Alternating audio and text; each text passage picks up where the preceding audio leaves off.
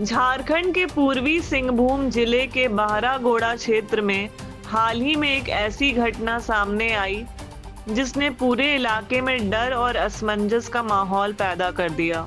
नदी किनारे अवैध बालू खनन के दौरान जब स्थानीय ग्रामीण फावड़ा और कुदाल से बालू निकाल रहे थे, तभी उन्हें जमीन के भीतर एक भारी धातु से बनी संदिग्ध वस्तु दिखाई दी। शुरुआत में किसी को समझ नहीं आया कि यह क्या है, लेकिन जब उसे थोड़ा साफ किया गया तो उसका आकार और बनावट देखकर यह अंदेशा होने लगा कि यह कोई साधारण चीज नहीं बल्कि एक बम हो सकता है। जैसे ही यह खबर आसपास के गांवों में फैली, लोगों के बीच तरह तरह की चर्चाएं शुरू हो गईं। उस समय अंतर्राष्ट्रीय स्तर पर अमेरिका, ईरान और इजराइल के बीच तनाव की खबरें भी चर्चा में थीं। ऐसे में कुछ लोगों ने इस घटना को उसी वैश्विक परिप्रेक्ष्य से जोड़कर देखना शुरू कर दिया। हालांकि बाद में यह स्पष्ट हो गया कि इस बम का किसी मौजूदा अंतर्राष्ट्रीय संघर्ष से कोई संबंध नहीं है। प्रारंभिक जांच और विशेषज्ञों के आकलन के आधार पर यह संभावना जताई गई कि यह बम द्वितीय विश्व युद्ध के समय का हो सकता है। और यह बात यूं ही नहीं कही जा रही है, क्योंकि पूर्वी सिंहभूम का यह इलाका खुद उस युद्ध के इतिहास से जुड़ा रहा है। जिला स्थित धाल भूमगढ़ में आज भी द्वितीय विश्व युद्ध के समय का एक पुराना एयरफील्ड मौजूद है, जिसे 1940 के दशक में मित्र राष्ट्रों द्वारा बनाया गया था। उस समय पूर्वी भारत का यह इलाका राजनीतिक रूप से बेहद महत्वपूर्ण था। यहाँ से सैन्य आपूर्ति और हवाई संचालन किए जाते थे, खासकर चीन तक सप्लाई पहुंचाने और जापानी सेना के खिलाफ मोर्चा संभालने के लिए। युद्ध खत्म होने के बाद यह एयरफील्ड धीरे धीरे छोड़ दिया गया और अब यह जर्जर अवस्था में पड़ा है, लेकिन इसके अवशेष आज भी इस बात के गवाह हैं कि यह पूरा इलाका कभी एक सक्रिय सैन्य जोन रहा है।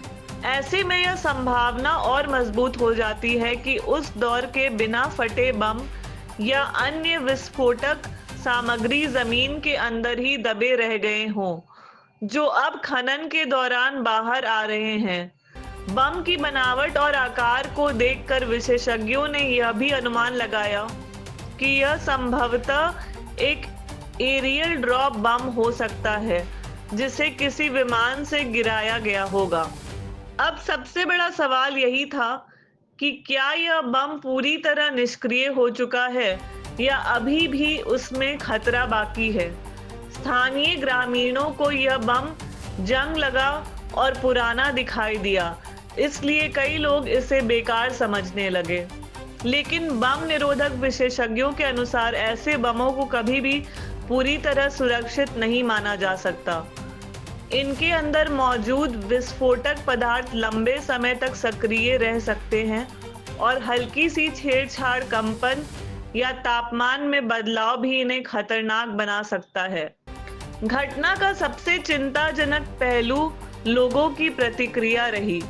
जहां एक तरफ संभावित खतरा मौजूद था, वहीं दूसरी तरफ लोग इसे देखने और उसके साथ फोटो खिंचवाने के लिए वहां पहुंचने लगे।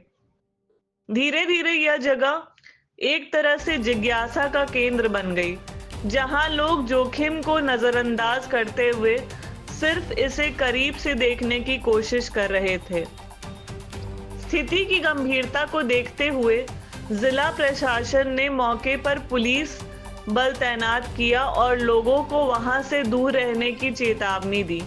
लेकिन इसके बावजूद भीड़ को पूरी तरह नियंत्रित करना आसान नहीं था। अंततः एहतियात के तौर पर उस बम को अस्थायी रूप से बालू में दफना दिया गया, ताकि किसी भी प्रकार के संपर्क या छेड़छाड़ से बचा जा सके, तब तक कि उसे पूरी तरह सुरक्षित तरीके से निष्क्रिय ना किया जाए।